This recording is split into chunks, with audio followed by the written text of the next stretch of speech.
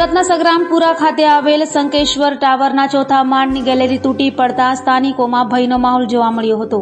સુરતના સગ્રામપુરા વિસ્તારમાં આવેલ શંકેશ્વર ટાવરની બિલ્ડિંગના ચોથા માળની ગેલેરીનો ભાગ અચાનક ધડાકાભેર ધરાશાયી થયો હતો। ગેલેરીનો ભાગ તૂટીને પાર્કિંગ પર પડીને પેસેજ પર પડ્યો હતો। આ દુર્ઘટનામાં પાર્કિંગમાં પડેલી કારને ભારે નુકસાન થયું હતું। જો કે બપોરના સમયે સ્લેબ ધરાશાયી થતા મોટી જાનહાનિ ટળી હતી।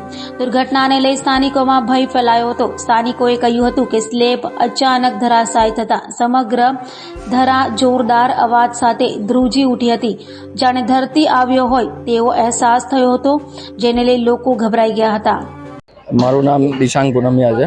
કઈ જગ્યાએ રહેવાનું, શું ઘટના બની છે? આ શંકેશ્વર કોમ્પ્લેક્સ कैलाशनगर सग्रामपुरा मजूरा गेट एरियाમાં કોમ્પ્લેક્સ આવે છે। કોમ્પ્લેક્સની અંદર એક અંકિત એપાર્ટમેન્ટ કરીને એક બિલ્ડિંગ છે।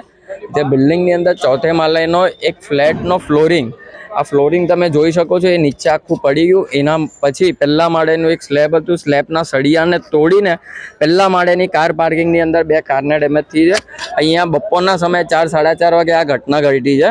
એ ધપ્ત દઈને બહુ જોરથી અવાજ આવ્યો છે। અહીંયા આ એક મંદિરનો પેસેજ છે, ત્યાં મિનિમમ 50 થી 60 ભૂલકાઓ સાંજે 5 થી 7 માં રમતા હોય છે। એટલે એમ કહેવાય જાય તો એક બહુ મોટી જાનહાનિ ઘટી છે। પણ આ બિલ્ડિંગના રહીશોને કહેવામાં આવેલું હતું કે આ રેસિડેન્શિયલ જે બિલ્ડિંગ છે એનું થોડું ઘણું રિનોવેશન કરો, કારણ કે આજે તિરાડો ને બધું પડ્યું છે, આના કારણે મોટી દુર્ઘટના નહીં ઘટે, પણ આજે ઘટી ગઈ છે।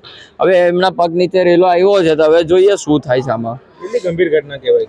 ગંભીર ઘટના તો બહુ મોટી કહેવાય કે આજે એક ફ્લોરિંગ પડ્યું છે, આ નીચે 2-3 છોકરાઓ કે કોઈ બી મોટા વ્યક્તિ હતો તો બી ઓન ધ સ્પોટ ડેથ થઈ શકતી, આટલી મોટી ઘટના ઘટી છે।